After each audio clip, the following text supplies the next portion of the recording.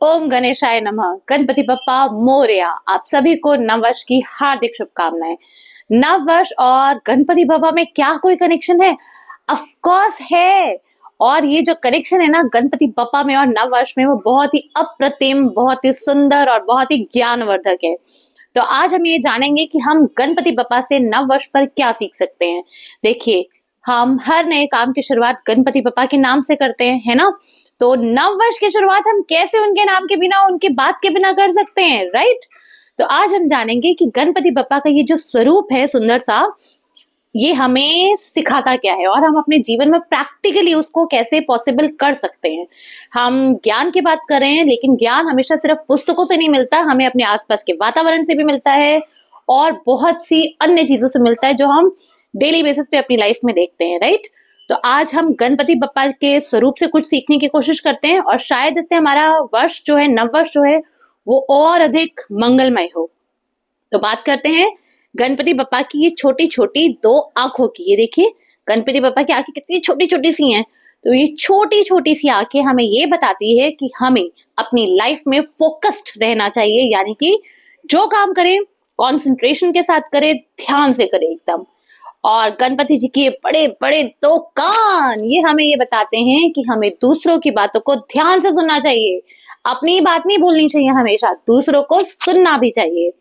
और गणपति बप्पा का ये छोटा सा मुंह, ये हमें ये बताता है कि हमें कम बोलना चाहिए, धीरे बोलना चाहिए, मीठा बोलना चाहिए और उतना ही बोलना चाहिए जितना की जरूरत हो। और इससे मुझे याद आया, जब मैं छोटी थी और अपने दादा दादी के घर रहने जाती थी ना, तो मुझे अभी भी याद है कि मेरे दादाजी ने अपने दरवाजे पे लिख के रखा हुआ था, कम बोलो, धीरे बोलो, मीठा बोलो। तो मुझे इससे अपने दादाजी की भी याद आ गई। अब बात करते हैं गणपति जी की इस गोल मटोल पेट की। तो गणपति जी का ये गोलू मोलू सा जो पेट है ना, ये हमें ये सिखाता है कि हमें जीवन में सुख और दुख सभी को डाइजेस्ट करना, यानी पचाना आना चाहिए। दुख है तो सुख भी आएगा, सुख है तो दुख भी आएगा, है ना? तो सुख और दुख एक ही सिक्के के दो पहलू हैं। तो गणपति जी के पेट से हम यही सीख सकते हैं कि हमें हर बात को पचाना आना चाहिए, अपने अंदर रखना आना चाहिए और जल्दी से घबराना नहीं चाहिए। अब बात करते हैं गणपति बप्पा की दो हाथों की, जिनमें एक हाथ इस तरह है और एक हाथ इस तरह है जिसमें मोदक है। तो गणपति जी की ये दो हाथ हमें ये बताते हैं कि यदि हम किसी को कुछ देते हैं तो ही हमें हाथ फैलाने भी चाहिए, यानी कि अगर हम किसी से कुछ मांगते हैं, कोई मदद मांगते हैं, तो हमें दूसरों की मदद करने के लिए भी तैयार रहना चाहिए, यानी कि एक हाथ से लेना और एक हाथ से देना। है ना इंटरेस्टिंग? और अब हम आखिर में बात करते हैं गणपति बप्पा के इन पैरों की। एक पैर उनका बिल्कुल नीचे है, ध्यान से देखिए, जमीन से सटा हुआ, और दूसरा पैर पैर के ऊपर है। तो गणपति बप्पा की ये दो पैर, इनकी पोजीशन हमें ये सिखाती है कि हम चाहे कितने भी आगे बढ़ जाएं, कितनी भी तरक्की क्यों ना कर लें, वी मस्ट स्टे ग्राउंडेड, यानी कि हमें जमीन से जुड़ के रहना चाहिए, हमें हवा में नहीं उड़ना चाहिए।